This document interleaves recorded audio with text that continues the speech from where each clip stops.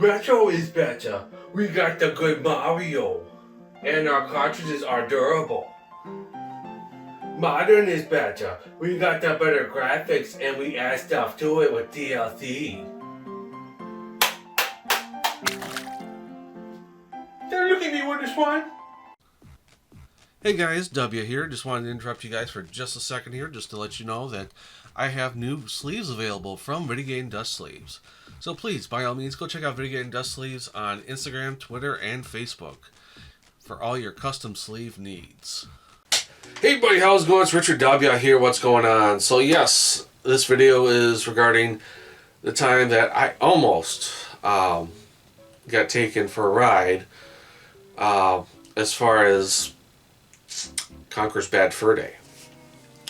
So I'm not referring to the cartridge I purchased from the Midwest Gaming Classic. I am referring to 2019 when I purchased said cartridge from the major website that lots of people are familiar with. They have independent sellers on there. The seller I tried to buy Conker's Bad Fur Day from was highly rated, not 100% rated.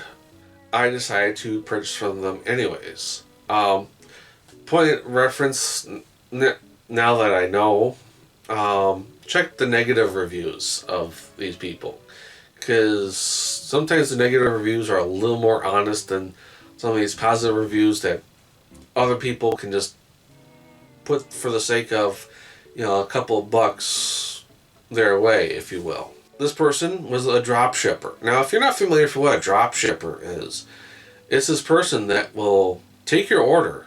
So say, for example, Conker's Bad Fur Day. So he took my order for Conker's Bad Fur Day and then proceeded to take my money that I gave him and purchase it on like AliExpress or Wish or wherever you get these fake cartridges. And by fake, I mean reproduction.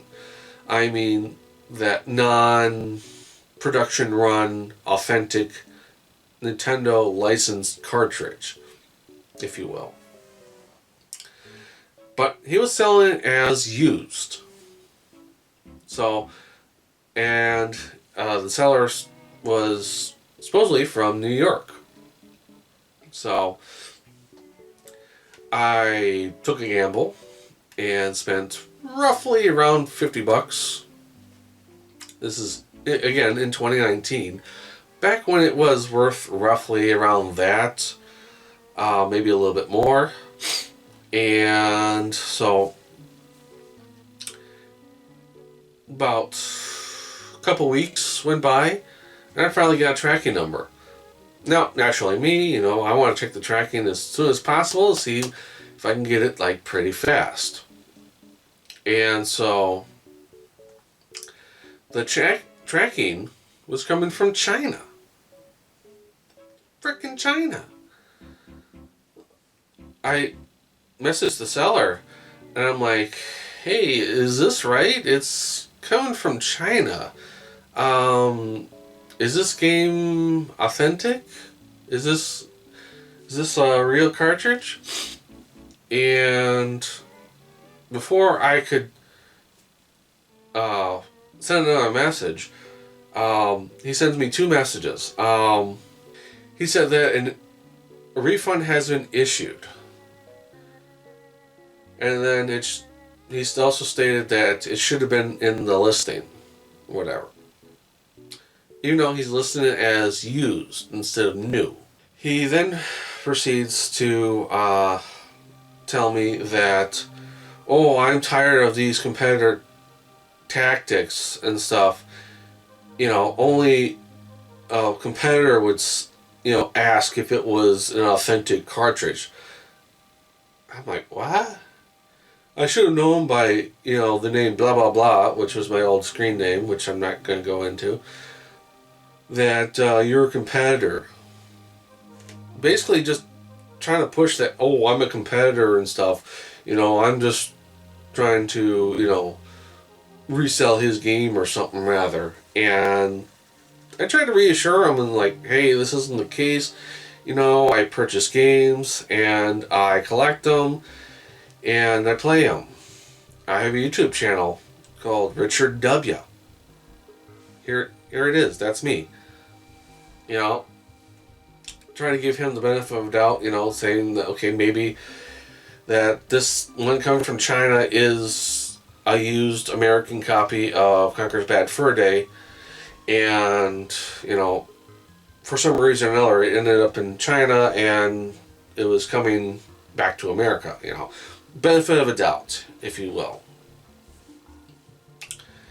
And with him refunding me right away, it seems like, oh, now you're gonna make me suspicious, and now you're thinking I'm not gonna question it. I'm just gonna send it right back to you. No, naturally, I put up 2 cameras. I put up this camera here, facing me from a distance, and then I had my phone facing the actual package, and I did an unboxing essentially for the website that the independent seller was using. Going back to my old video, and God, the steamy with hair is just scary. Like, I don't like the look of me with hair. I mean, minus the beard here, of course. But yeah, I was trying my best to try and authenticate the cartridge the best I can, you know, trying to figure out whether it was fake or real, you know, especially from the outside. I mean, things I didn't know back then is that, you know, the label coloring is off. Certain parts of it are, certain parts of the lettering was thicker than the others. And not to mention the back label was off color, because I had another cartridge with me to try and authenticate which parts to look at. Like, for example, on the back of the real cartridge, I used Mario 64. There's a little indentation that's on the back of every legit Nintendo cartridge. Basically, it's like a couple letters or a letter and number or something like that. I don't remember exactly how that goes.